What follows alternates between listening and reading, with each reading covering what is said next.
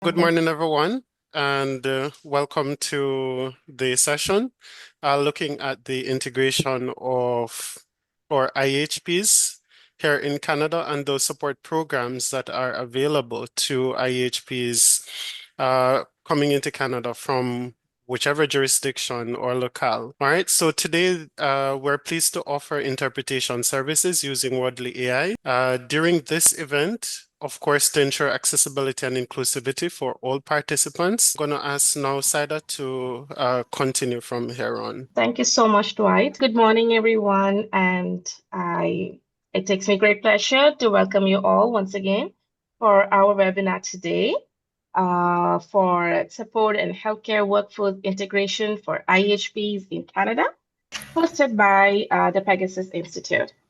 So this is a session part of our ongoing support for IHPs by sharing practical resources and systematic navigation strategies as you navigate across your, as you navigate through the health workforce integration across Canada. So, so these are some of the details like Dwight mentioned earlier about our accessibility. If you have any questions, please feel free to raise a question in the chat box so that we can address to it immediately. Okay, so as you can see, in today's webinar, we will be focusing on some of the programs and supports available for IHPs across Canada. And we will also be going through some of the upcoming events and opportunities for you to get involved in the broader IHP support network. And today we are joined by a diverse and experienced panel of speakers who are actively working hard on the front line to support IHPs. We have Vivian Equineme. She's the program manager for the InLab program at PCPI. We also have Franco Soria, employment advisor at CREMCV, who works directly with internationally trained healthcare professionals. And we also have Carolyn Dewar, lead of the National Healthcare Language Program, which builds sector-specific language skills to support professional integration. Also, Chandrika Mohan and Vanessa Mosquito. Chandrika is from PICS, British Columbia, and Vanessa Mosquito is from OCISO, which is in Ontario. And they will be speaking to us about those employment programs or initiatives available through the ESDC or support that is available through those programs. Yes, thank you so much, Dwight. And for the land acknowledgement, we acknowledge the land we are meeting on is the traditional territory of many nations, including the Mississaugas of the Credit, the Anishinaabe, the Chippewa, the Haudenosaunee, and the Wendat peoples, and is now home to many diverse First Nations, Inuit, and Métis peoples. As we gather, we pay respect to their elders, past and present, and acknowledge their land during presence on this land. And we also begin, I'm currently residing in the region of Waterloo, and I acknowledge that it is situated on the lands covered by the Haldimand Treaty of 1784, a formally ratified agreement that recognized 6 miles on either side of the Grand River as the treaty territory belonging to the 6 nations of the Grand River. This territory also lies within the lands protected by the Dish with One Spoon Wampa, a covenant rooted in the Indigenous law that calls for responsible, shared stewardship of the land and resources. And we honor and acknowledge the enduring presence, knowledge, and philosophies of the Indigenous people, and we commit to engaging in respectful relationships and ongoing efforts towards reconciliation. And now about the IEHP program. The IEHP program is by the Pegasus Institute. We were founded to support internationally educated healthcare professionals, especially including those arriving as refugees or asylum seekers. Can we go to the next slide? Yes. And can we go through the vision and mission slide as well, please? Our vision is a future where IHPs are seamlessly integrated into a diverse and inclusive Canadian healthcare system. And also our mission is to empower IHPs by enhancing access to pathways, sharing knowledge, and promoting system navigation, allowing you to leverage your expertise to serve your new communities. And we do this through three pillars. pathway guidance, skill development, and career connections. Okay, all right. So just sharing two upcoming events within, of course, our series. So this is actually from one of our partners, Med School Reviews. They do have one of the largest healthcare conference for international medical graduates and other IHP groups in Canada.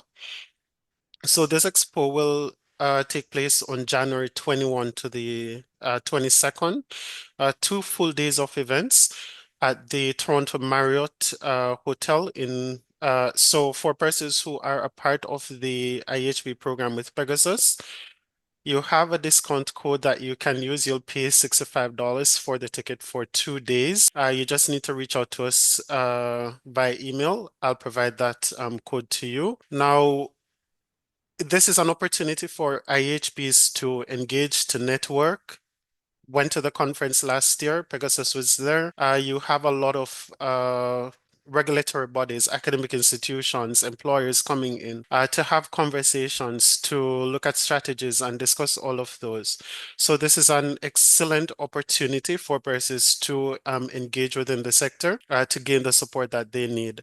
And just to note that this cost that you're seeing here is way lower than the early bird ticket cost. So if it is that you want to attend the expo, feel free to send an email to us. I'll send the code to you with the information there. And secondly, for this, you can scan the QR code here and register for this event.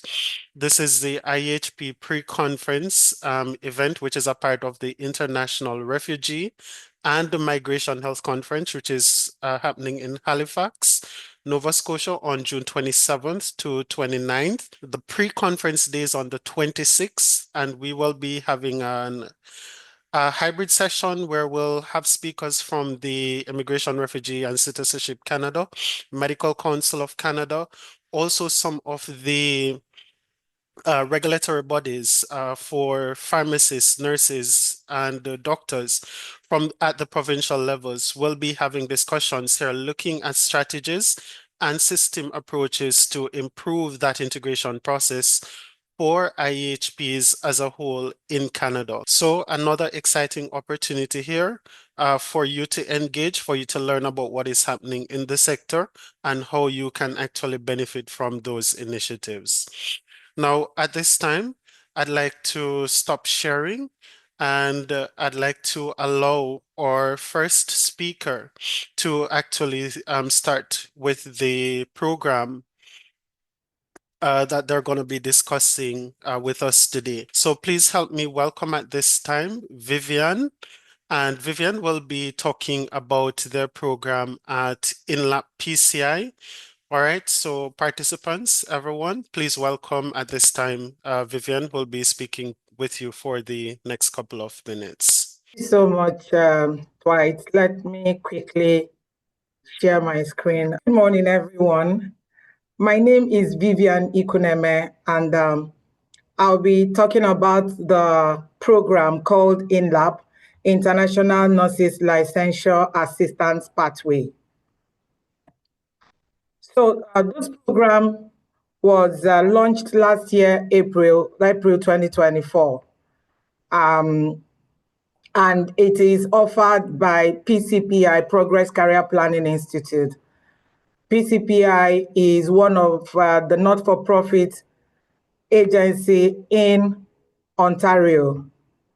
PCPI has been around for over 28 years, and we have different programs that PCPI offers.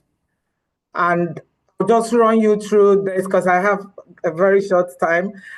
We have the IES program, we have the INLAP program, we have the Toronto Eats Newcomer Services program, we have the Bright Dimension, we have Youth Pathway to Employment, and then the conference we hold every year for the past 18 years is called Internationally Educated Professionals Conference.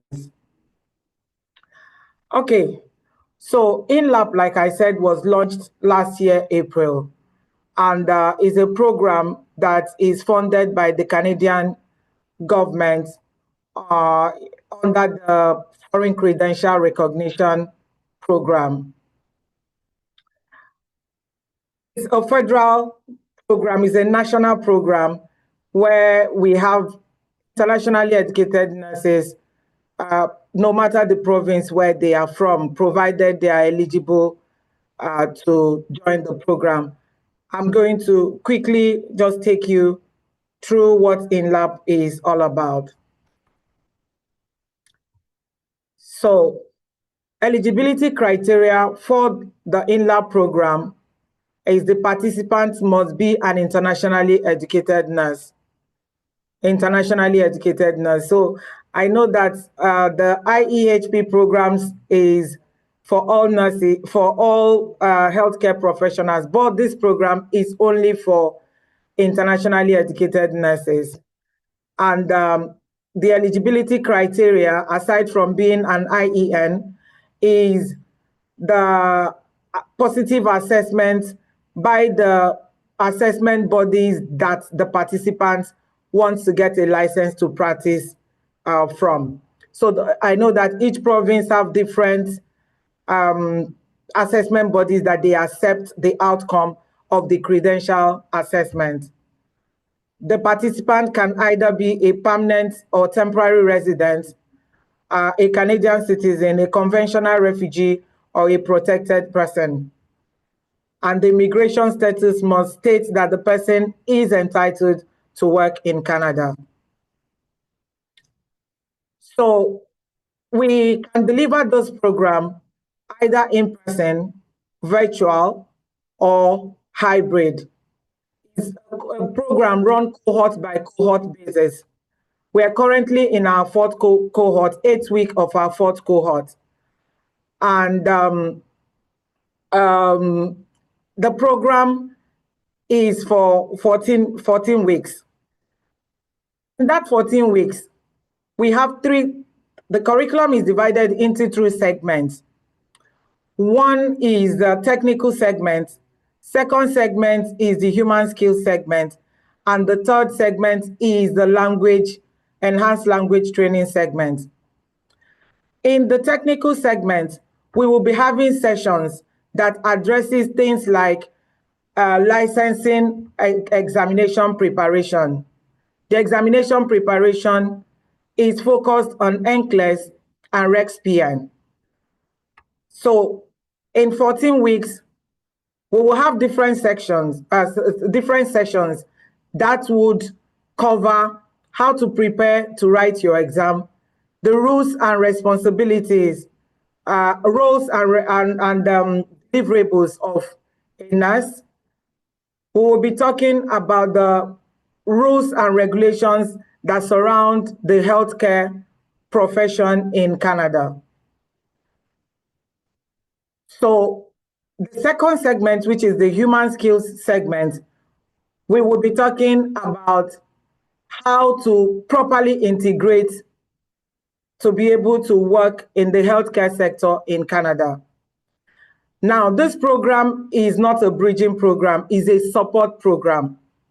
Support program supports internationally educated nurses, motivates them to chase their career in nursing, because we realize that most times when the IENs come to Canada, because of the rigors of going through the licensing process, most times they come in and then they start with the makeshift jobs like PSW work, like clerical work. Some of them are even in Tim Hortons, some of them are in the factory.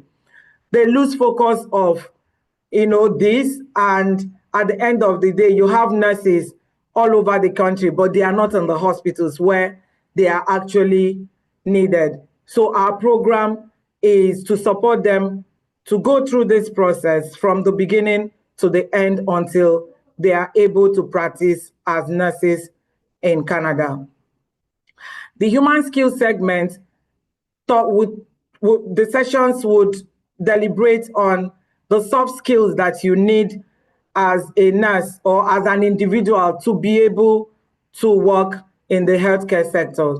So in these sessions, we'll be talking about essential skills for work or life balance in Canada. We would be talking about communication and interpersonal skills, We'll talk about conflict resolution and teamwork.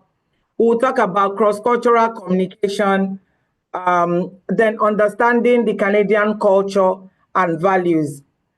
Now, because our participants come from every part of the world, I would say that my current cohort, we have 17 countries. I mean, my participants are from 17 different countries on this current cohort. And what that means is they are here with different background, with different understanding, with different culture. And the purpose of having this segment is to also get them to integrate into the Canadian culture and understand the values that the Canadian healthcare industry would expect them to have. We have the enhanced language training session. What this session is going to do is to support them and prepare them to write their exam, understand the language, the healthcare terminologies as is obtainable in Canada. It would also support them with work language proficiency. Now, these are the 3 segments of the program, but the program does more than just the sessions. We bring in mentors, we bring in guest speakers, at least four guest speakers at every session or at every cohort. We bring in internationally educated nurses who are currently practicing in Canada as either a registered nurse or a registered nurse, registered practical nurse. So we bring in those people to come and speak to the participants because it's a process they have gone through and are now practicing. We bring in healthcare employers of labor to also come and speak to the participants and let them know what they look out for when they are recruiting nurses. Then we bring in people from the employment services to support them with resume building, interview, job readiness, skills, and cover note preparation. And finally, we bring someone also from the not-for-profit anywhere in Canada who have services that support financial support for the participants. We do also invite them to job fairs and networking activities that is happening during the period of the cohort. There is personalized mentorship and support that we also give to the participants. Now, PCPI had paid for access to the NCLEX examination preparation platform as well as the RexPN examination platform, and we give 3 months access to our participants who have gotten the authorization to test from the nursing body that they are registering with. We give them this to further also allow them simulate the exam, know how long it took them to finish the exam, get answers, get marking of their sheet so that they can know what they passed and what they failed and be able to understand why they failed the aspects that they failed. I am happy to mention that everything that I've mentioned here that we do at InLab are done free of charge. The participants are not going to pay for anything aside from paying for their exams and paying to be a member of whichever professional body they want to be a member of.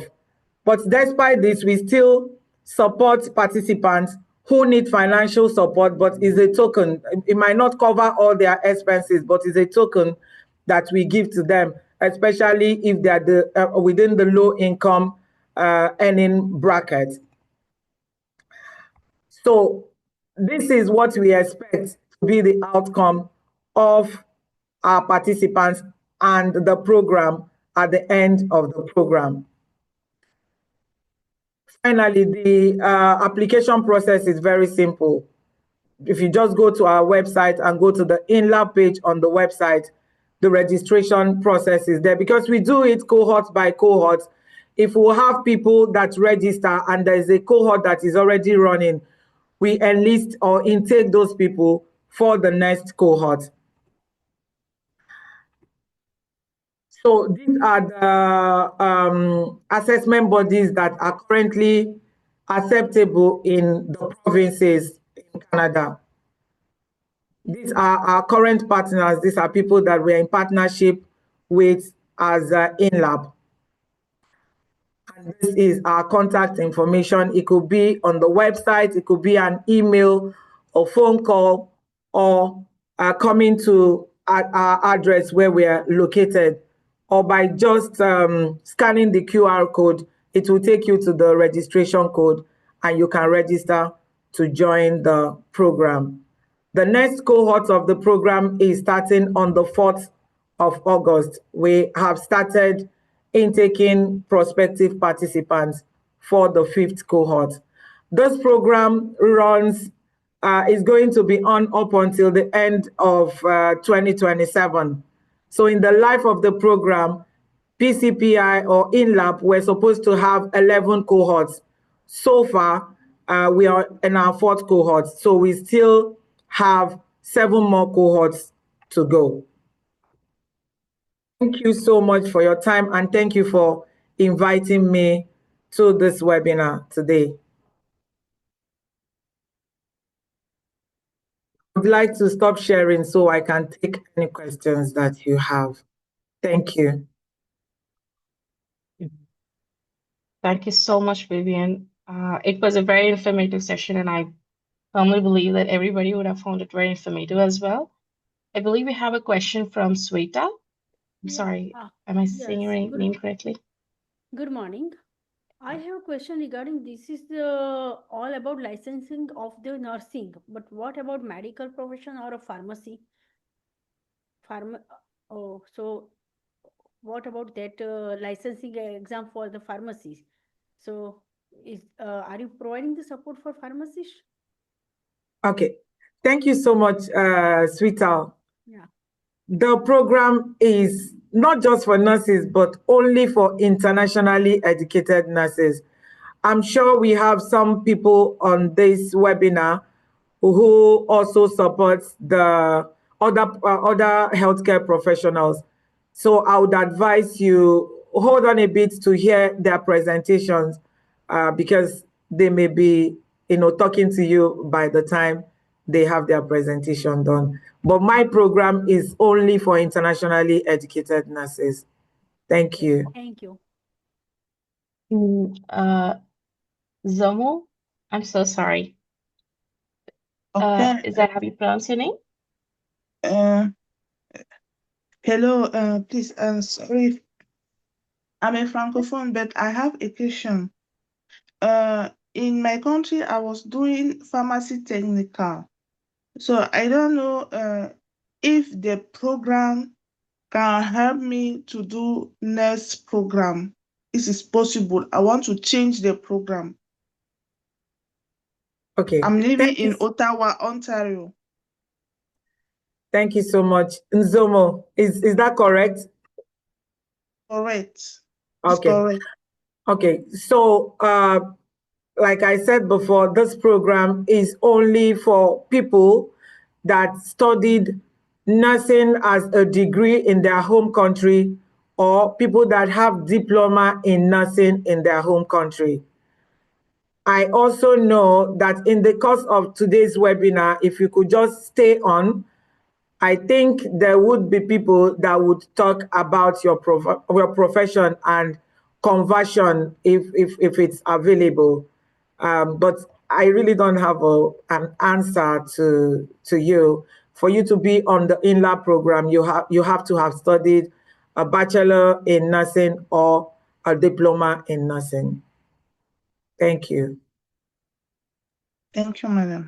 So much for the questions, Zomo. Like Vivian mentioned, we do have other speakers who are coming up who will be talking about those pathways as well. So we appreciate your patience and thank you so much, Vivian, for this program. I believe it's a really, really important program. I mean, I'm an international physician, and I understand how valuable that will be for someone who's trying to integrate into their licensing pathway. And we really appreciate that you're providing support for the clinical integration. So thank you so much. Thank you so much, Vivian. There is someone in the chat asking for the registration, direct registration. Would you be able to share a link on the chat? Okay, so I would share the link right away. Just Okay. 1 second. And they're also asking if the program is also offered in French or just in English. Unfortunately, the program is just in English, but we had a presentation with the Francophone Center some time ago, and they mentioned the need to have this program in French also. So what we have done is, you all that are doing ESDC, is when you're doing your report, they ask you for challenges that you think, or recommendations that you think they should have or include in the next program to ensure that more people are covered. So every time I do this report, this quarterly report, I always write that we got feedback that it would be nice to have this program also offered in French. So I'm hoping that whether it's to PCPI or to any other organization, that ESDC may be funding soon or later, that they would take this into consideration. But the program is offered only in English for now. Thank you. So for the next presentation, we welcome Franco Soria from CREMCV. Can you please take the floor? Oui, bonjour. Good morning, everybody. Good morning. Actually, I could speak English if it's easier. Are there many people who are just francophones here? Or could I just go ahead and I'm not completely prepared to speak in English, but that's okay. I can improvise. Whichever is easy for you, Yeah, Francois. that's yeah. It's since we have- Françoise. My name is Françoise. Oh, I know Françoise. it's a bit Yeah. strange, this little thing under the sea, but that's I'm learning. yeah. You're welcome. Thank you. Yeah. Ben, ok, je vais parler en français, la langue dans laquelle je travaille la plupart du temps. Donc, nous sommes basés à Montréal. L'organisme pour lequel je travaille est CREMCV, donc qui veut dire Centre de ressources d'emploi pour le Montréal Centre-Ville. Donc, c'est un organisme à but non lucratif qui est financé notamment par le ministère de l'Emploi du Québec. C'est pour ça que tous nos services sont gratuits. Donc, notre clientèle est universelle dans le sens où nous offrons des services en transition de carrière, orientation et accompagnement en gestion de carrière pour tous les publics, que ce soit des publics nouvellement arrivants au Québec ou au Québec depuis longtemps, les travailleurs expérimentés. Et au Québec, nous sommes les seuls à avoir un programme spécialisé pour les professionnels de la santé qui sont diplômés à l'international. Donc, je vais pouvoir vous présenter un petit peu ce programme-là. Je vais partager avec vous un document que l'on utilise. Donc, ceci, le CREMCV, c'est le nom de notre organisme à Montréal Centre-Ville. On est proche du métro McGill. On est à côté de l'université McGill, like McGill University. Et on a donc un service spécialisé. En fait, on a un programme de 12 semaines qui s'adresse aux professionnels suivants, qui sont les médecins, les pharmaciens, les dentistes, les infirmiers et les infirmières, les vétérinaires, les optométristes, les physiothérapeutes et les technologues. Donc, toutes ces personnes-là sont les bienvenues dans notre programme et notre objectif et notre mission, c'est accompagner tous ces professionnels de la santé diplômés à l'international dans leur processus de transition de carrière. Donc, ce que l'on fait, c'est que on accompagne déjà à élaborer un plan de carrière à court, moyen, long terme. Comme on a entendu déjà avec la présentation précédente, le processus est long. Surtout au Québec, nous, on est la meilleure province au Canada avec le plus d'ordre professionnel. Donc, c'est la province où les contraintes légales sont les plus lourdes. On a beaucoup d'ordres professionnels, donc ce qu'on appelle les professions réglementées. Les professions réglementées par des ordres professionnels vont demander un long temps d'accès. Donc, ça va prendre beaucoup de temps pour accéder à ces professions. Et donc, nous, on est là pour accompagner nos participants à naviguer dans ces contraintes et les aider à avoir une vision à court, moyen, long terme. Par exemple, pour nos médecins qui veulent exercer la médecine au Québec, le processus va prendre entre 3 et 5 ans. Il va falloir qu'ils passent les examens, il va falloir qu'ils compétitionnent pour obtenir une résidence médicale via le CARMS. Donc, c'est un processus de compétition à l'échelle du Canada, donc qui n'est pas facile du tout. Donc, nous, on va les accompagner pour qu'ils puissent trouver, par exemple, un emploi dans le domaine de la santé. Mais il faut que ce soit des emplois non réglementés, c'est-à-dire des emplois dans la santé, mais qui ne demandent pas d'être membre d'un ordre, d'une association professionnelle. Donc, on va les aider à trouver des emplois, par exemple, la recherche. Dans la recherche clinique, on va les aider à trouver des emplois comme assistant médical. Ce sont des emplois où ils ne posent pas d'actes médicaux, ce qu'on appelle les actes réservés. Bien sûr, ils n'ont pas le droit de s'appeler pharmacien, par exemple, tant qu'on n'est pas membre de l'Ordre des pharmaciens du Québec. Mais nous allons les aider à trouver, par exemple, un emploi comme assistant technique pharmacien qui va les aider à se familiariser avec le domaine de la pharmacie pendant qu'ils préparent leurs équivalences. Donc, c'est un long processus et donc on aide nos participants à établir un projet professionnel réaliste et motivant. Donc, c'est important. On a aussi un volet un petit peu psychologique parce qu'il y a un accompagnement psychologique qui est nécessaire.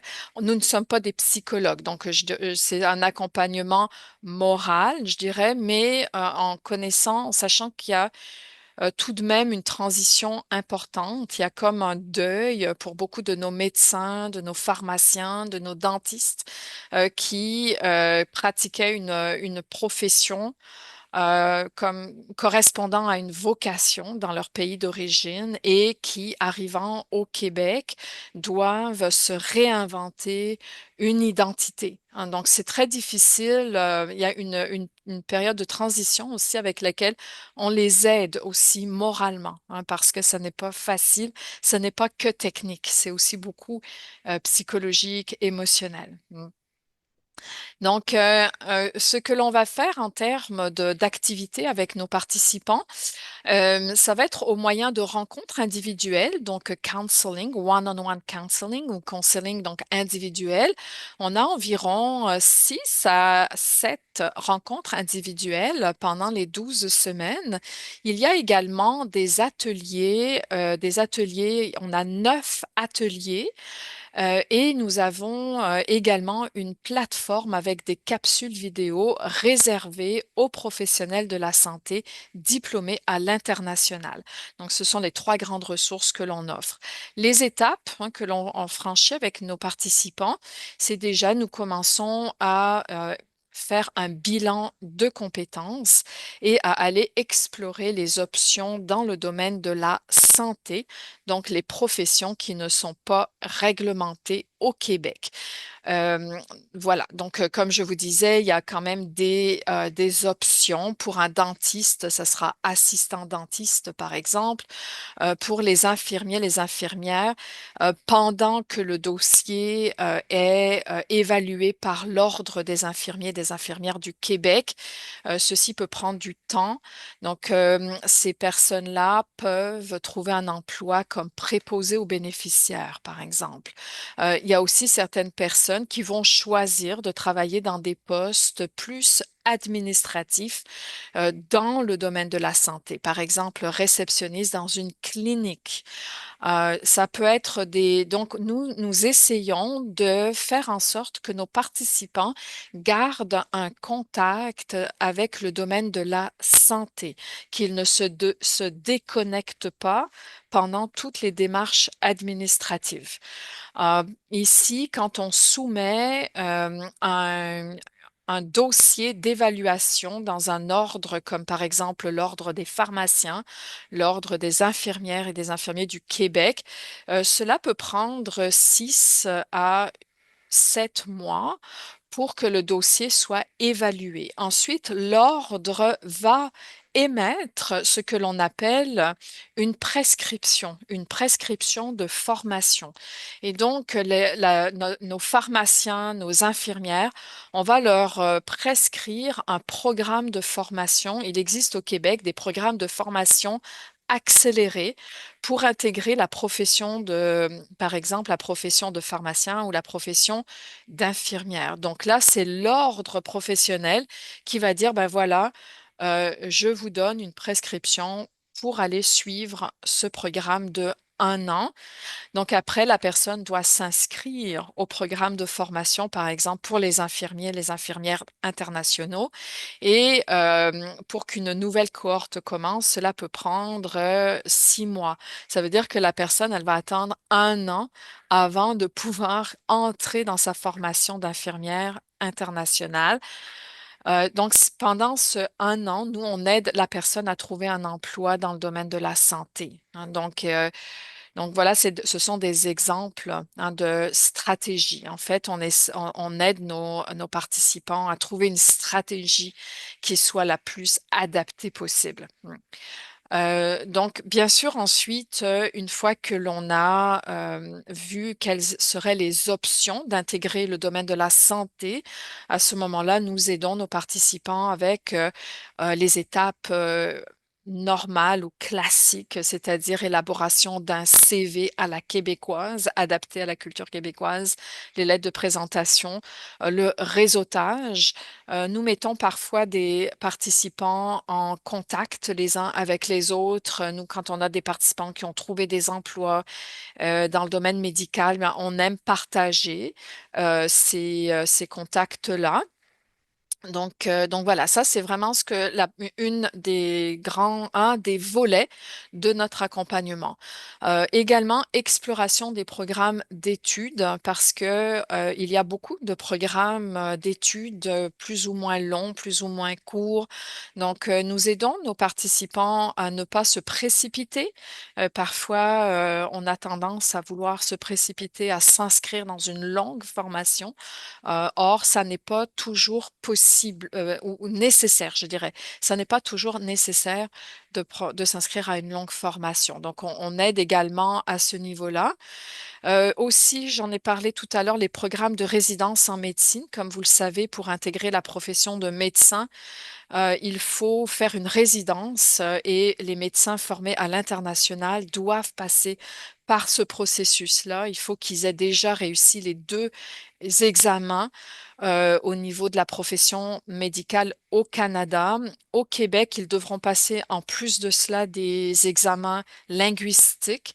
Ils doivent démontrer leur maîtrise du français. Et avec le CARMS, donc nous, par exemple, nous accompagnons nos participants dans la préparation des dossiers de candidature pour les résidences auprès du CARMS et les entrevues. Comme on sait, ces entrevues ne sont pas faciles du tout. Donc nous, on aide nos médecins à se préparer pour ces entrevues du CARMS. Voilà. Ensuite, accompagnement adapté, voilà, en fonction de chaque personne.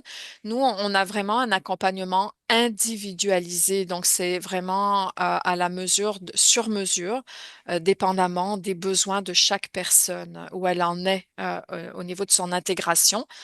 Aussi de la culture québécoise. Parfois, ça prend plus de temps parce que le Québec, il y a la barrière linguistique, puisque le français n'est pas facile comme langue. On a des personnes qui doivent passer par tout un processus de francisation, donc qui peut durer un an hein, avant de se mettre dans des programmes d'accompagnement en recherche d'emploi. Donc, dans notre programme, les rencontres individuelles, soit en personne, soit en virtuel, sont importantes.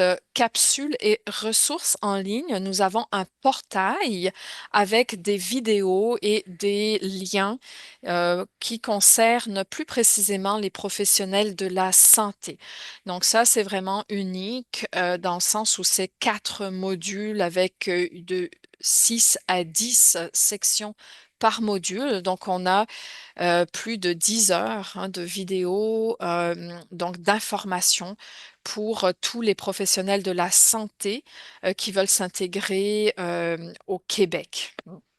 Donc, nous avons 4 grands modules avec tout d'abord le bilan professionnel, mieux comprendre le système de la santé au Québec. Il y a beaucoup d'acronymes qui sont utilisés, les CIS, les CIUS, CHSLD, tout. Il y a un jargon dans le domaine de la santé.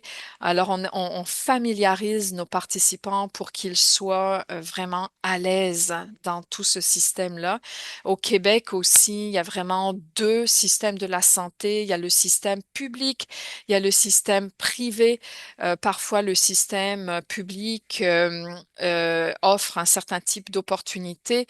Le système privé, un autre type d'opportunités. Par exemple, dans le système public, tous les établissements de santé, que ce soit les hôpitaux, que ce soit les résidences pour personnes âgées, ce qu'on appelle les CHSLD, tous exigent ce qu'on appelle l'évaluation comparative des études effectuées en dehors du Québec. Cette évaluation est faite par le ministère de l'Immigration du Québec. Et ce document-là n'est pas facile à obtenir. Il faut beaucoup de justificatifs. Donc, c'est un dossier que l'on doit soumettre au ministère de l'Immigration. Certains des professionnels de la santé formés à l'international n'ont pas ce papier-là, n'ont pas cette évaluation, et ça peut leur prendre 6 à 8 mois pour obtenir ce papier du ministère de l'Immigration du Québec. Il faut savoir que le système de la santé publique du Québec refuse toutes les candidatures qui émanent de personnes qui n'ont pas cette évaluation comparative. Donc, nous, ce que l'on fait, parfois, on a des personnes qui arrivent et qui n'ont pas encore cette évaluation comparative. À ce moment-là, nous les aidons à trouver des opportunités dans le système de la santé privée qui, lui, peut offrir un peu plus de flexibilité. Donc, nous, de plus en plus au Québec, on a 2 systèmes de la santé. C'est comme 2 marchés différents qu'on va essayer de percer avec nos participants. Dans notre deuxième module, on parle des compétences transférables. Donc ça, c'est un gros morceau, c'est d'être conscient des compétences qui sont transférables d'un pays à l'autre et celles qui ne le sont pas. Il y a également un référentiel des compétences des professionnels de la santé au Québec aussi. Donc, c'est toute une terminologie, c'est une mentalité aussi avec laquelle donc nos participants deviennent de plus en plus familiarisés. Dans notre module 3, nous parlons d'un plan d'intégration. Donc là, c'est parfois, ça passe par aussi du bénévolat. Nous avons des participants qui ont trouvé des emplois intéressants en milieu hospitalier, par exemple, après avoir fait du bénévolat dans un hôpital. Donc, il y a toutes les stratégies de réseautage, parfois aller chercher une formation qui soit appropriée. Et enfin, notre module 4, ce sont tous nos outils concrets avec préparation des entrevues et tous nos documents classiques liés à la recherche d'emploi. En plus, donc, des rencontres individuelles de cette plateforme ou ce portail avec toutes ces ressources en ligne réservées aux professionnels de la santé, eh bien, nous avons des ateliers en direct, en groupe. On a 9 ateliers où on parle de tous les aspects de la recherche d'emploi, mais également des normes et lois du travail au Québec. Donc, ça permet aussi à nos participants d'être en contact avec d'autres chercheurs d'emploi, d'autres personnes qui sont en transition de carrière. Donc, il y a un côté contact social aussi qui est important, mais aussi beaucoup d'informations professionnelles qui leur est transmise. Nous disons service also offered in English. Alors, c'est essentiellement pour l'accompagnement individuel. Donc, nos services de counseling sont également en anglais. On a enregistré des capsules vidéo en anglais également pour ce qui a trait de toutes les compétences de recherche d'emploi. Par contre, notre portail réservé aux professionnels de la santé, lui, est un portail uniquement en français. Donc voilà, notre site internet, c'est cremcv.com. Il y a donc une possibilité de s'inscrire à une session d'information gratuite en tout temps. Vous pouvez, toute personne intéressée, sans aucun engagement de sa part, peut nous contacter. On pourra lui parler, lui donner plus de détails sur notre programme et voir si ce programme-là, si cette personne est admissible. Je n'ai pas, juste pour conclure, dernière chose, juste les critères d'admissibilité à notre programme. Il y a des critères géographiques, malheureusement, donc c'est vraiment sur la région de Montréal. En fait, à Montréal, vous n'avez pas besoin de référence. Toute personne, tout professionnel de la santé peut nous contacter directement. On pourra l'inscrire. Mais par contre, en dehors de Montréal, par exemple, la rive nord, la rive sud, Longueuil, Laval et tout autour de Montréal, nous acceptons les personnes qui ne vivent pas nécessairement dans Montréal même, mais il faut que ces personnes contactent leur bureau d'emploi local, ce qu'on appelle le CLE, Centre local d'emploi, parler à un agent de Emploi Québec qui va les référer au CREMCV. Donc, c'est juste, on a besoin d'une référence d'un agent de Service Québec pour les personnes qui viendraient hors Montréal, mais il faut que ce soit dans la région de Montréal. Au niveau du statut, les personnes qui sont admissibles à notre programme sont les résidents permanents, les réfugiés acceptés et les personnes qui détiennent un permis d'études post-graduation, pardon, post-diplôme. Voilà. Donc, voilà dans un petit survol de nos services. J'espère que ça a été compréhensible au niveau de la langue. Je ne sais pas s'il y aurait des questions. Oui, il y a des questions dans le chat. Euh, Ouais. Est-ce que le programme du CREMCV se donne en ligne. I think they're asking if the program is offered online. I think you answered this. Mhm. Oui, donc est-ce que ça va? J'ai répondu. C'est hybride. Nous aussi, c'est un mode hybride. On a des rencontres en personne, des rencontres en ligne. La seule chose, c'est qu'il y a des critères d'admissibilité géographique. Hein, donc, c'est ça. Merci beaucoup. Sajida Dika? Oui, bonjour. Merci beaucoup pour la Oui, présentation. merci à vous. J'avais des questions pour François, s'il vous plaît. Est-ce qu'il est possible de bénéficier de l'accompagnement si on ne réside pas actuellement au Québec? Non, alors malheureusement, c'est cela. C'est vraiment, il y a des critères qui sont assez stricts vu que nous sommes financés par Service Québec. Donc, il y a des critères géographiques qui s'appliquent. Oui. Ok, d'accord. Merci pour la Mm. réponse. Merci à J'avais vous. une Mm. Il y a question. d'autres Est-ce que le fait d'avoir déjà été, fait reconnaître son diplôme par le CMC extompe de la reconnaissance comparative dont vous avez parlé? Non, ben malheureusement, cette évaluation comparative dont j'ai parlé, elle est vraiment exclusive au Québec. Donc, malheureusement, comme je disais, pour travailler dans le secteur de la santé au niveau public, les établissements sont très exigeants par rapport à ça. Ils exigent l'évaluation comparative du MIFI, le ministère de l'Immigration et de la francisation du Québec. Donc, malheureusement, ça n'est pas interchangeable. Ouais. D'accord. Merci beaucoup. Bienvenue. Mhm. Il y a l'autre question. Je suis résident en Ontario. Puis-je accéder à cette formation? Ouais, malheureusement, Euh, non. C'est cela. C'est vraiment pour les personnes qui sont qui résident même dans la grande région de Montréal. Oui. OK. je suis informé formé à l'étranger. Le processus d'équivalence est en cours, mais je ne peux pas trouver un emploi même pour proposer au service des soutien en Mhm. Ontario. Mm. Ouais, en fait pour nous ici, nos infirmières au Québec, les infirmières qui sont, si la personne elle a de l'expérience comme infirmière à l'international, elle va devoir suivre une formation très courte, mais quand même une petite formation d'environ une semaine pour avoir des certifications pour pouvoir exercer à titre de préposé aux bénéficiaires. Mais il faut avoir de l'expérience comme infirmier, comme infirmière.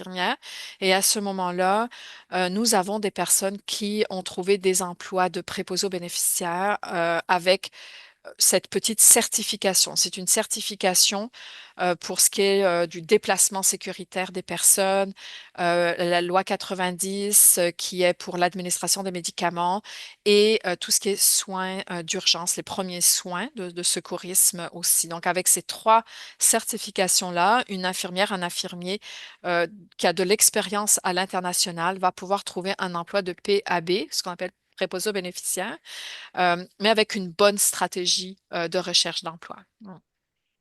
Merci. Une question de Khadija. Je vis à Montréal. Comment Mhm. je puis m'inscrire au programme? Oui, alors avec plaisir, Khadija, vous pouvez juste passer sur notre site, comme je vous ai montré tout à l'heure, cremcv.com.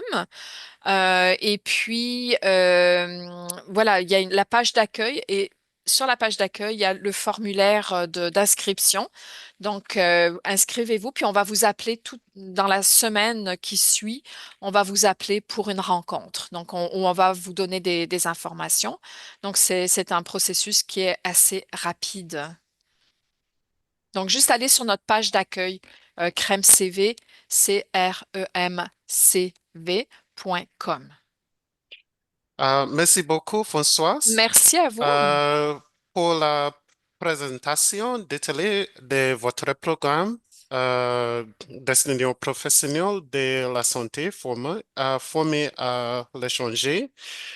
Nous sommes ravis des compétitions organisations offrant des programmes adaptés à différentes professions, ainsi qu'un soutien essentiel à l'ensemble des PSF à Montréal et dans les villes voisines. Mm. Votre contribution est grande appréciée. Merci. So for the other participants who may have questions, in the interest of time, I'm going to ask you to post those questions in the chat. Francois is fluently bilingual, so you can type your questions in English and in French, and she will respond to those other questions from there as well. Thank you. Saida, back to you. Thank you so much, Francois.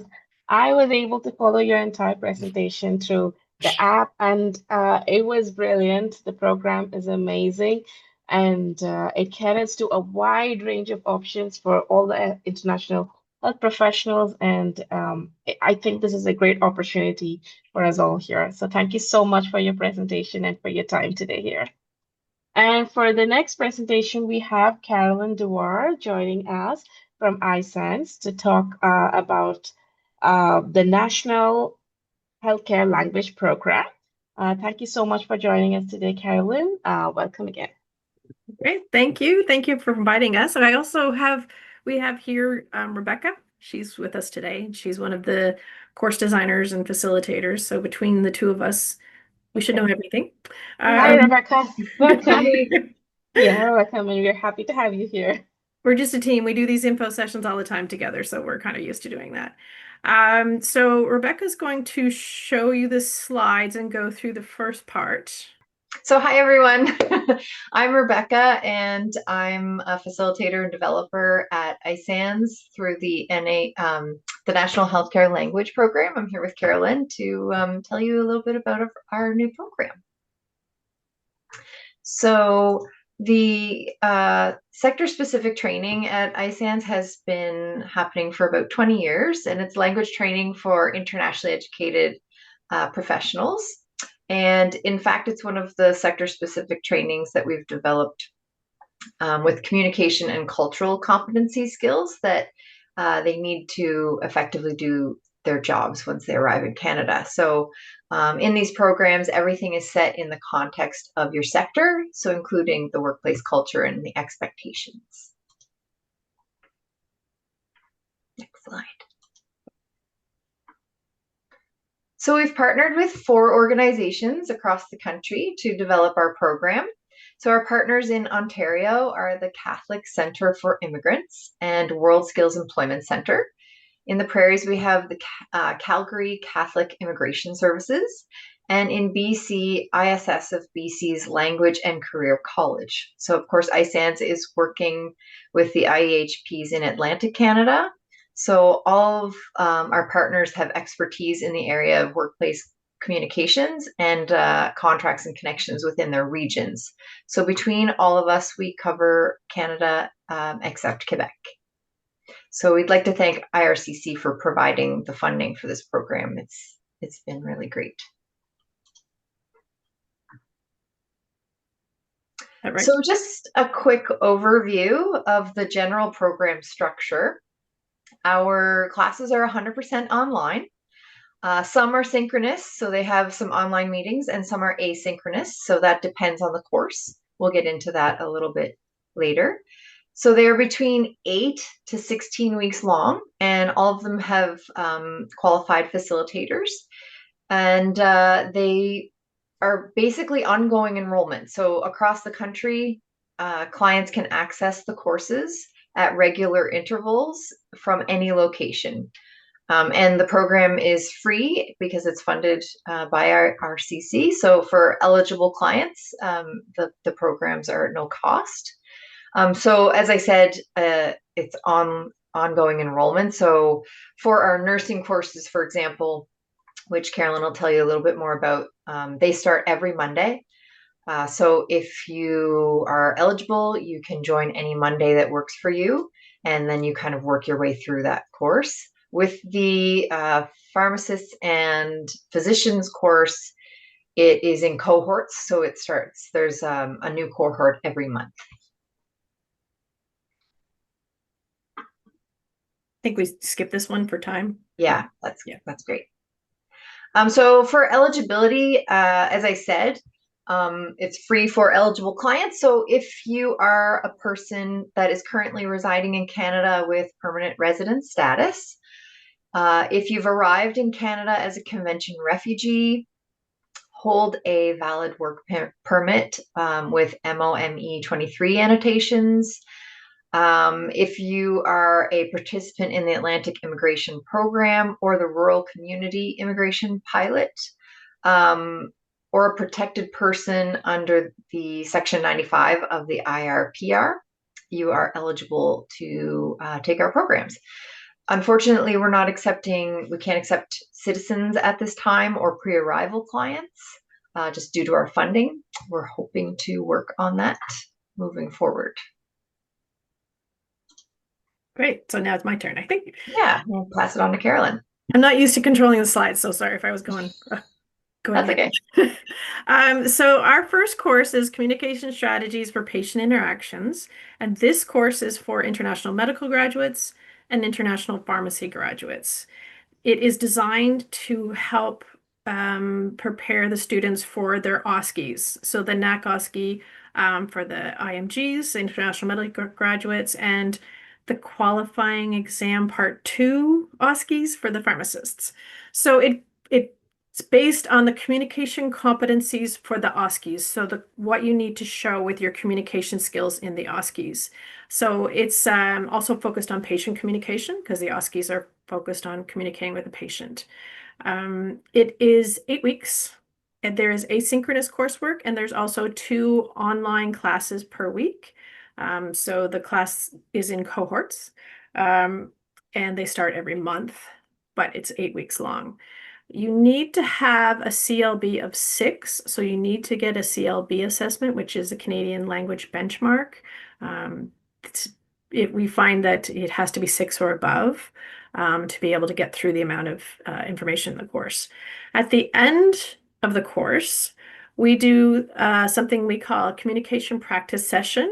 So we hire simulated patients from either Dalhousie University, University of Toronto, or University of Calgary, and we do a practice session to simulate the communication aspect of the OSCEs. And it's my favorite part. Rebecca's heard me say that about 300 times. But as an instructor, it's amazing because you basically teach everything, you practice everything in the class, every class, you do role plays, and at the end we do the whole thing together. So I'll talk a little bit more about that. So the content is basically from more or less from the beginning of the station in the OSCE, knocking in the door. And so building rapport, conducting patient consultation, which is going through patient histories, understanding patient's concern. So make sure you understand the patient, show that you are clarifying, show that you know how to paraphrase, make sure the patient understands you as well.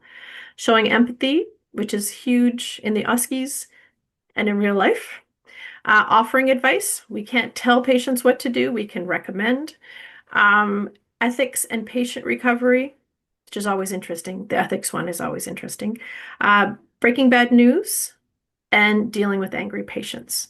So for the pharmacists, the breaking bad news unit, they would not have to do that because it's not in their OSCE. They would go out and do a special unit for them, which is on skimming, scanning, and writing a summary, because that's something special to their OSCE exam. These are all things our students have requested as well. Communication practice session. So this is an example. We used to do it at Dalhousie University. We get the simulated patients. We work with the university. We have the cases. The students get to do multiple cases. So we have IMG cases and IPG cases. We do a recording. So the students get that afterward so they can review everything that happened.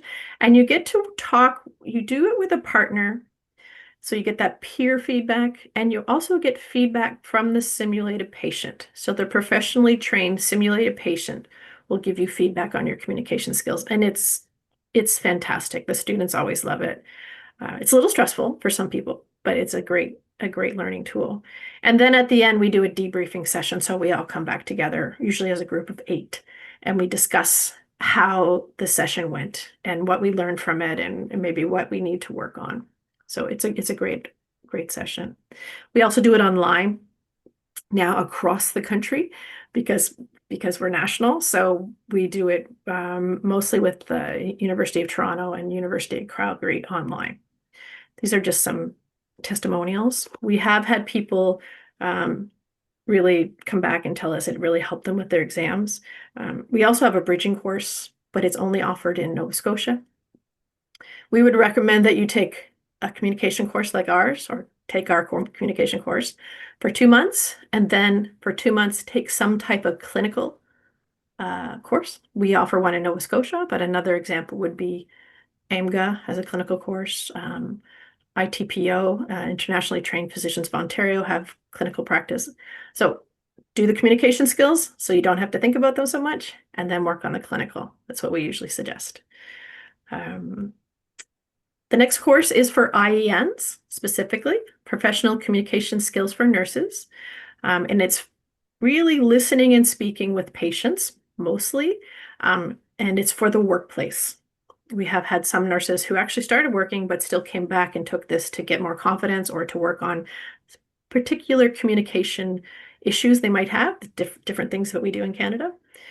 This is 8 weeks asynchronous. So it's all on your own time. We found the nurses weren't not able to make it to class because they were often working shift work.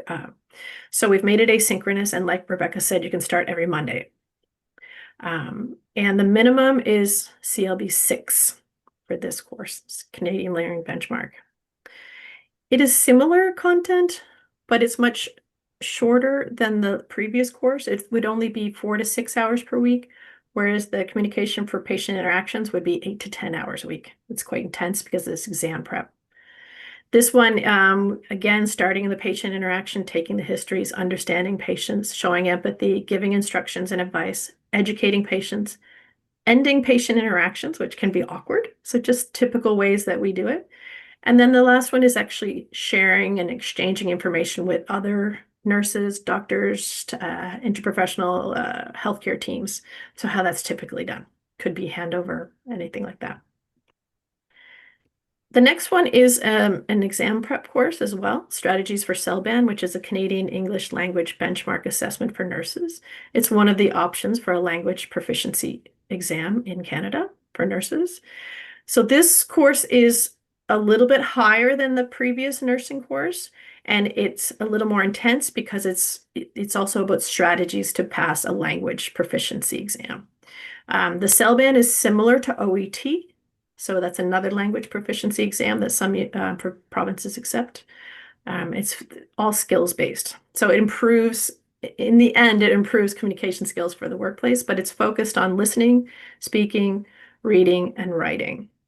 So all 4 skills that you need to show in a language proficiency exam. You can take one, though. If you feel like you only need to work on your listening skills, you could just take one. If you would like to take all 4, you can take all 4. You can take them at the same time. I wouldn't recommend it, but we have had students take 2 or 3 at once. So listening and speaking for CELBAN are a little higher, CLB 7, because you need quite a high score in the CELBAN. You need, I think for listening, you need a 9, and for speaking, you need an 8. Reading and writing are 10 weeks, but they're a little shorter, and you need a 7 and a 6. And that's because in the CELBAN, you need a CLB 8, and you need a writing, you need a 7. So we want to get you in and just help you get to the level for that exam. We've actually had some of our doctors and pharmacists ask if they could take these courses because they want to work on their skills, at least in a healthcare environment, although it's specifically for nurses. So we now have doctors and pharmacists taking our listening course or our writing course. Especially the writing. The writing's been popular because you're getting feedback from an instructor. There's an instructor attached to every course, and so they would be giving you feedback on your homework and helping you keep in the course. And then at the end of each course, there's a CLB assessment. That is actually institutional CELBAN. So it's similar to the CELBAN, so it gives you an idea of what the actual exam will be like and gives you practice. It does not give you an official CELBAN score, but it does give you an official CLB score. So for example, if you are in this course and you took the exam, you could get higher scores and then take another course where you needed a 7. So I think that's about everything. People have been very happy with it.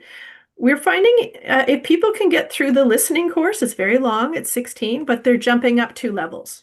Often they're going from CLB 7 to CLB 9. So putting in the work and the time in a very specific approach to language prep, you can really improve your scores. You can register online on our website. There is an online form, or you can contact Lucy. Right now it's Ludmila, and she can help you out, get registered for any of our courses. So I don't know how I did for time, but I think that is everything. If anybody has any questions. Thank you so much, Carolyn. It's a very interesting program, and I believe it's going to be very helpful as well. I mean, in addition to all the exam preparation, language preparation is something people really need to focus on, especially as second language speakers, right? We do have a few questions. I believe the first one is from Dwight. It's about the eligibility criteria. He wanted to know about if immigrants with the Canadian Ukrainian authorization for emergency travel status are also eligible. Yes, we had that until March 31st, and now we're not able to accept them except in Nova Scotia because we have some provincial funding. Rebecca and I are in Nova Scotia, so we've been teaching these programs here for a long time, but with the new national program, we're not able to accept them anymore. Unless you want to move to Nova Scotia, you can do that. Do we have some Thank you, Carolyn. Yeah, we do have a few more questions. Another question from Margarita. Can an IMG who is a refugee claimant enroll in this course? I think it was very specific, right, Rebecca? It was a certain. What was the question? Sorry, what was the question? Refugee claimant. Yes. Let me just go back. A Canadian convention refugee, if you've arrived in Canada as a convention refugee, or are a protected persons under Section 95 of the IRPR.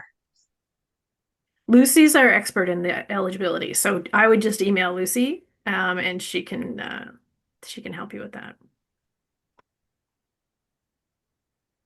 I'll put her email address in there. Oh, and we also have one more question. From Duranvier. Is it possible to participate if you have the CLB of 5 in speaking and 4 in others? You do need to, all of our courses are CLB 6 and above, so you would need to get to 6. I think we have some flexibility in that the communication strategies for patient interactions, if you had a 5 in writing, yeah, we could let you in because there's really not very much writing work in there. So if you had 6, 6, 6, 5, so the 5 is only in writing. With the nursing courses, I think you would need, I'm the project lead, so we could talk, but for PCSN, which is the professional communication skills for nurses, again, we might let someone in who had a 5 in writing, but there's a lot of reading and there's a lot of speaking and listening. So it would be quite difficult at a 5. Sometimes people can get reassessed and you might get those skills a little higher, but we usually refer them to link programs with our partners or somewhere local.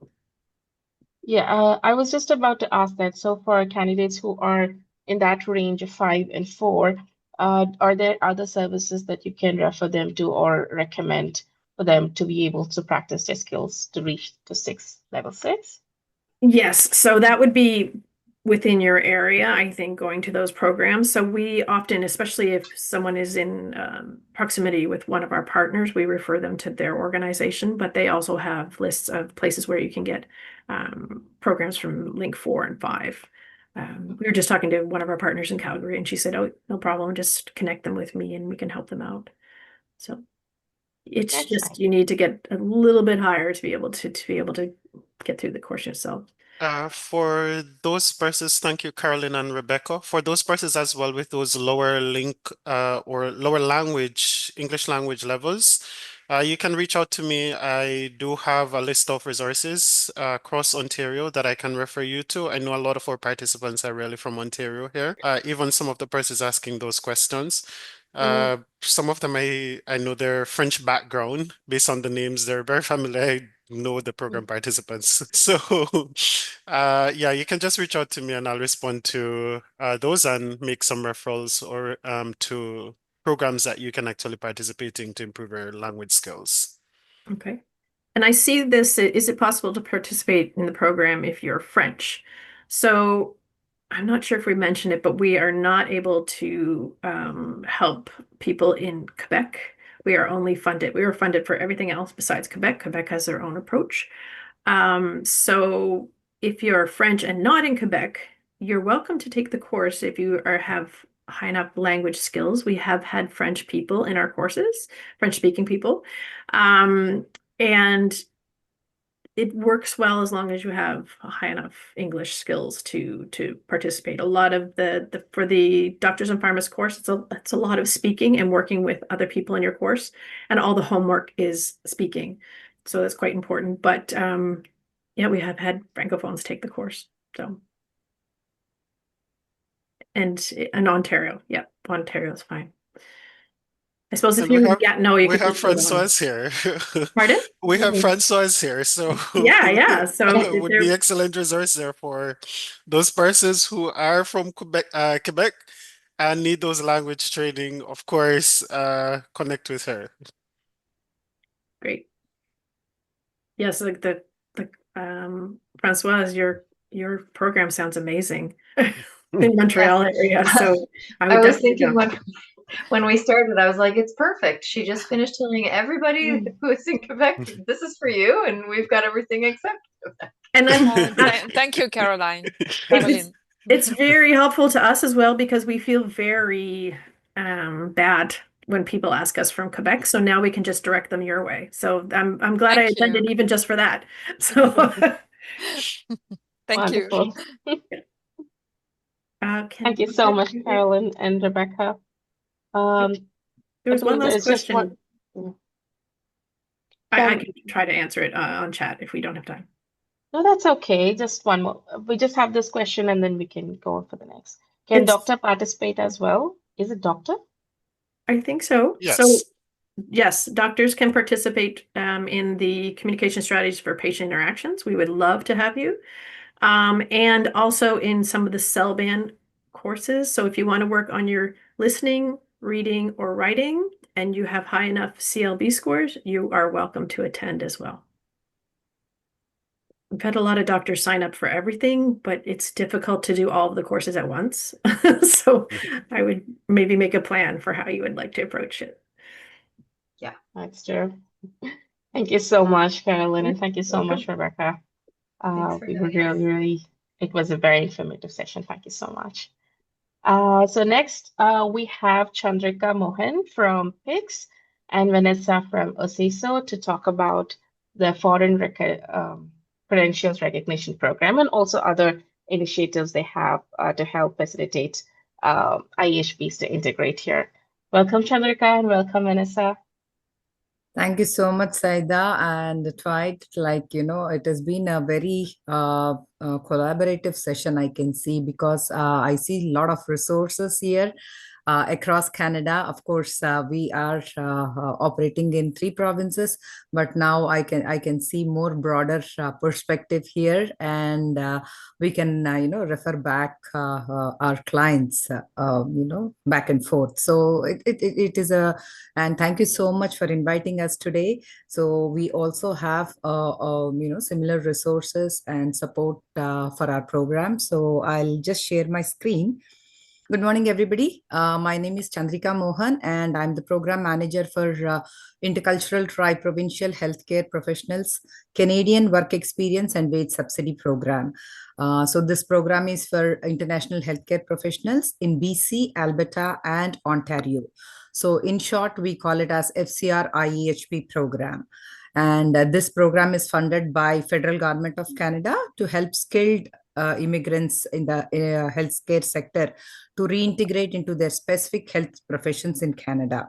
The vision behind this program is that Canada has an untapped resource of our existing newcomer population, as many newcomers to Canada have education and training in health sector from their home country. So I would like to introduce three of our team members who are here today. So Vanessa from OCISO, who's operating from Ontario.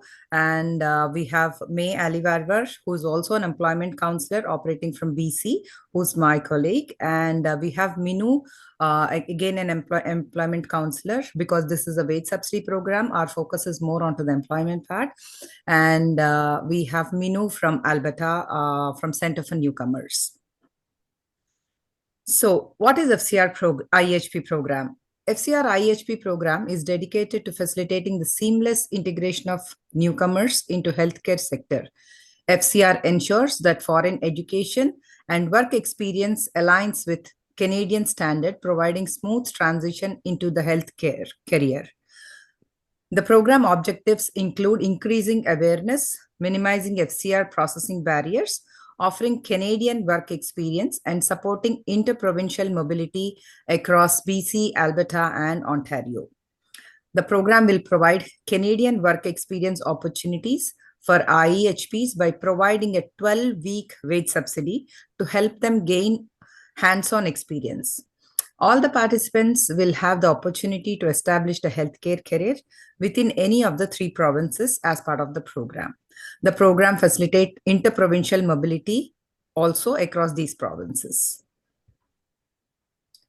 So FCR IEHP program is operated, as I said, in 3 provinces, BC, Alberta, and Ontario, and our partner organizations, Center for Newcomers in Alberta and Ottawa Community Immigrant Services Organization from Ontario will be running the program in their respective provinces.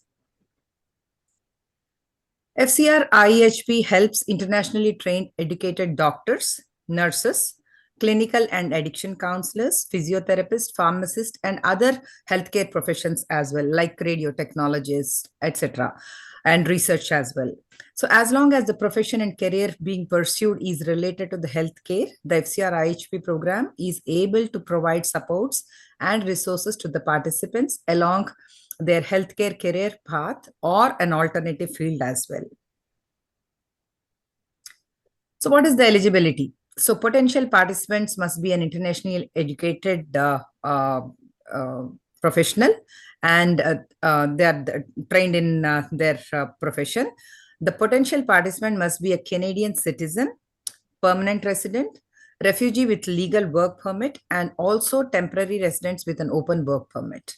In order to qualify for the program, they must have a graduate or a diploma with the healthcare credential and will need to provide supporting documentation to verify their education and experience in their field.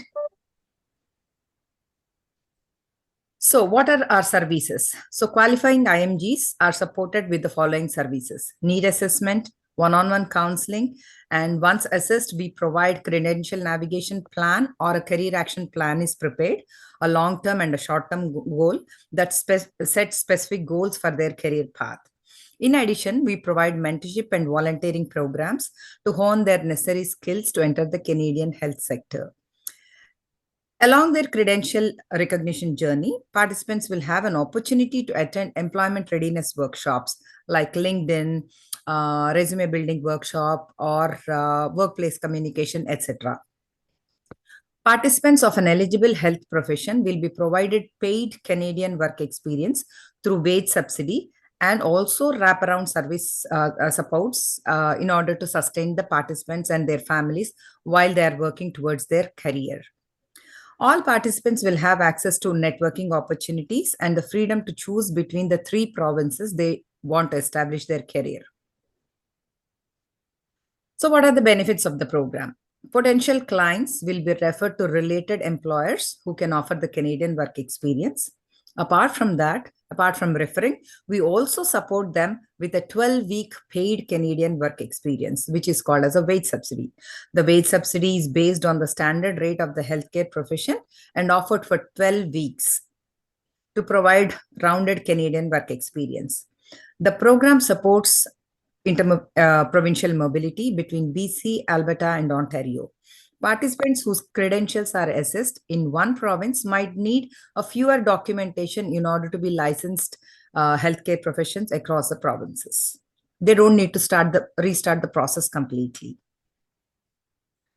So sharing some of the data as on date, we have served almost around 952 clients over a period of 1.5 years. The program has started in 2023 November. And so almost across 234 in BC, 309 in Alberta, and 409 in Ontario.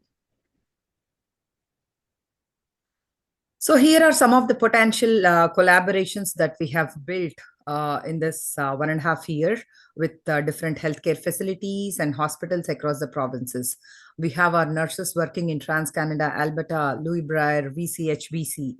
Many of the physicians from Ontario have gained experience working under physicians and have been matched with CAMS by using the references provided by using the wage subsidy program. Here are some of the potential collaborations to support. So I was so happy to see Vivian here today. So PCPI, ITPO. So these are all the service collaborations that we refer our clients to. So this is the chat where we are building our collaborations, and now I'll be adding Pegasus also onto it for the mentorship. We also support pre-arrival as part of our program, so which encourages international graduates to start their navigation processes and exam preparation while they are still in their country. To encourage this, we have conducted seminars and info sessions with Fraser Valley University, India, and Mexico Consul General as well. We have also conducted a pre-arrival conference in India where 300 nurses from Kerala were a part. And so we have given them the information, pathways, how they can start up with, and we have also connected with them with certain pre-arrival support services here in Canada. So this program would not be possible without the support of our partners. Our tri-provincial partners present today in the meeting are Centre for Newcomers, as I said, and OCISO from Ontario. Mentorship partner, Immigrant Employment Council of BC, and the BC Plan, which is again a professional advice by British Columbia Prior Learning Network. So who we refer our clients for the navigation pathways and alternate options while they're still pursuing their careers. And for pre-arrival, we have a partnership with the University of Fraser Valley, India and Canada as well, and Mexico Consulate General. So we have provided the contact information here for all the three organizations, and this is the QR code. So for more information, please visit our website. And once you register, you will be routed through the app, and then you will be put across to the counselor. So the respective counselor, if you're calling from Alberta, so we'll put you across to the Alberta counselor, and then you can avail our services. So that's it. Any questions? Thank you so much, Chandrika. While I was going through your presentation, I did have one question. Maybe I missed it. So for the work subsidy program, are the clinical placements are also included in that? Yes, exactly. So we'll be referring them based on the background. So there is a eligibility for the wage subsidy program also. As apart from the program eligibility, they also should have their credentials assessed, because we would like a little initiative from the client based as well. So they should have registered with the regulatory body as well as their credential assessed. These two are the basic requirements for them to be eligible for the wage subsidy. For example, physiotherapist. So a physiotherapist, they have to be registered with the body, and as well as the credential assist. So while they're still pursuing their career as a physiotherapist, we can place them under wage subsidy as a physio assistant. So an alternative field is also considered here. Okay. Yeah, that I think is very unique and very helpful as well, because many people who are trying to integrate into the clinical side would want to have some first-hand Canadian clinical experience. And especially with the wage subsidy, I think that's going to be very helpful for the applicants. Sorry to interrupt. Also, it's important to consider that the placements are only in positions that are conducive to the licensure of the participant for the regulated careers. So if a person is pursuing a medical license, they need to pursue a clinical assistant position. Otherwise, the wage subsidy wouldn't be applied. That's it. Okay. It has to be to the related profession, because we encourage them not to deviate out of their professional lines. So we encourage them to use wage subsidy for the related professions only. And I think that's a very considerate move as well.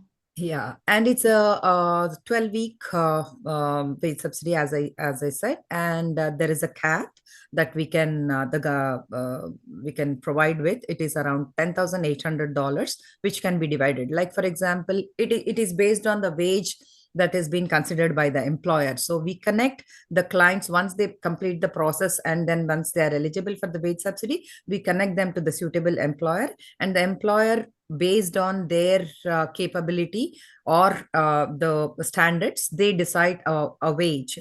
So sometimes it falls under our cap, which is around $25 per $22 to $23 per hour. But if it is beyond, so we subsidize the part that we can, and the rest the employer has to pay. That's how it works. Sometimes the total wage is paid by us because it is falling under the cap, but if it is not, like for example, nurses. So in provinces, usually it is ranging between 45 to 55. So we compensate 25, the rest the employer will be paying. Okay. Thank you very much, Chandrika. I believe you have one more question from Anand Makwana. Hi, Chandrika. Thank you so much. My question is for Ontario. I live in Ontario. I wrote my QE1 exam in May. I'm preparing for my OSCE exam for September 2025. Regarding the placement, is it only like for the Ontario people? Like I live in Hamilton area. So do you provide like in Hamilton only, or I do have to commute, let's say Toronto or like other cities? How does it work? The placement would be in the area you're living in or where you can commute. It depends. I mean, as there are many cities in Ontario, it depends on the partners we have at the time and the openings they have at the moment. However, it is meant to support you in the area you're living in. Okay, so how should I proceed with that? QR code was shared. I should be registering there, and that's how I should be proceeding, right? Yes. Exactly. Perfect. Something that could be helpful if you are willing to register, the more documents you provide when you register, the better for to move forward. The faster you'll move forward. Yeah, of course. Thank you. And Anand, there is another option also. So usually we try to connect to employers in your area, and then we try to match you with those employers. But sometimes if we are unable to locate or identify any employer, you also can start applying for clinical assistant positions. And if you find a suitable employer, you can come back to us, and then we'll provide you with a wage subsidy letter where we say that, okay, this client is, we recommend this client based on these criteria and all, and we are ready for the wage subsidy. So you can provide that letter to the employer where you can have the employment part. So does it have to be full-time only, or can it be part-time as well? It can be part-time also, because most of the healthcare professionals are preparing for their examinations as Yeah, well. that's why. Yeah, exactly. Yeah, so it can be part-time as well. So once it is a part-time, so the wage subsidy period extends from 12 weeks to could be 16 weeks, based on that. If you're working 2 days, 3 days per week, so it is based on that. Also, Chandrika, while you yeah. speak, could you go back to sharing that contact information? Definitely. Seeing a lot of requests for that in the chat. Yeah. Okay, so you can continue. Thank you. Yeah. Sorry, one last question. So this is about the placement, right? Does OCISO provide a volunteer opportunity? Let's say if I want to work in a hospital, like if I want to volunteer in a hospital, kind of a shadowing, like observership. Do you help in that way? Because usually they don't allow IMGs to work, like to even for shadowing in hospitals. That's what I know. Like I don't have much details, but Yeah, Vanessa, you would like to answer that for the volunteering opportunity? Yeah. In a hospital, it'll be more complicated to have the paid Canadian the wage subsidy, because it depends on the policies of the place. However, we can support if the physician you are working with is interested in being on board to the program, we will be very happy to add it. But in general, their experiences or the processes there are more complicated. However, we have partnerships with clinics that are not bigger hospitals, but they are more smaller clinics where you can also practice. okay. No, I was talking about not about the wage subsidy, but like the other, like the clinical observership or shadowing part, not the paid wage subsidy program. Okay. Sorry, Vanessa, I think I'll take that question. So the FCR program really looks at employment initiative. What you're looking at there is observership or volunteering opportunities that support integration. I think this is beyond the purview of the FCR program. So if you're talking about employment, so getting relevant healthcare work. So as a doctor, getting a job as a clinical assistant in Ontario, which is unregulated. In Alberta, I think it's physician assistant that is not regulated. So it all depends. Or as a pharmacist, pharmacy assistant would be non-regulated. So if you're looking at employment within those areas, if you find an employer who is willing to take you on or might be willing to have that conversation, you can go to them and have that conversation, and then come back to PICS or Centers for Newcomers or OCISO and say to them, I have this employer who is willing to take me on. All right. Can you provide the wage subsidy here? All right. So that is where they provide that integration support. For those volunteering opportunities, you have to apply to the institutions themselves. The hospitals, for example, I'll tell you for sure, they're very difficult to get into for those opportunities. There are procedures that are usually available on their website that you can go through and put in your application for those opportunities. This session, it's beyond that. All right. Yeah. No, I got it. Yeah. Okay. No, I got it. Yeah. Okay. Yeah, Thank you. because to get a hold in hospitals, it is very difficult, and the process are quite tedious Exactly, yeah. for the volunteering opportunities. And mainly, it is like time consuming. They don't want to invest so much of time. They don't have so much of time. It's not they don't want to, but they will not have so much of time to open for the volunteering. As Dwight said, there will be volunteering careers in their websites. You can that's the best option for you. Yep. Appreciate it. Thank you, Chandrika, Vanessa. You're welcome. Thank you, Any Aaron, other for a questions, question. Saida? I believe there are no more questions. Okay. Yeah. Thank you so much, Chandrika, for the presentation. And it is the wage subsidy program, especially, I believe, is very captivating and interesting for people, because that is another challenge or a barrier most international educated health professionals face, right? To be able to integrate into a job that is in line with their practice, and to be able to get some service and experiences, and also be able to earn some money during that time. So thank you so much for that service, and thank you so much for presenting about it here today. You're And welcome. thank you so much, Vanessa, for being here. Thank you. And I believe it was a really, really good session from my side, and I believe everybody will be able to reflect on that, and Dwight will be following as well.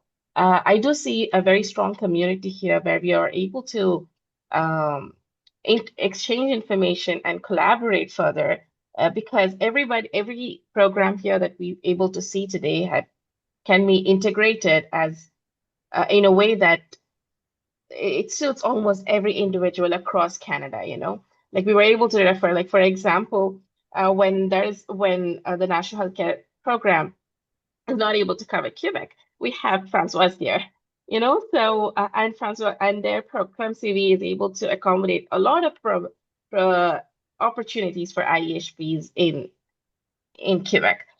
So this is amazing, and it was very informative, very, very useful. And I believe all our clients at Pegasus will appreciate it as much as well.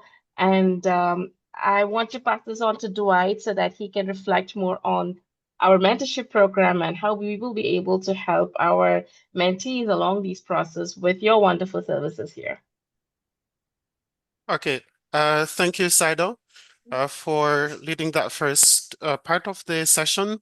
This is the concluding portion of it. And I would say it's a very wonderful, very informative, quite power-packed session. Providing all of these resources, there are some overlap, but for all of these programs, there are indeed some unique services that are offered right across Canada.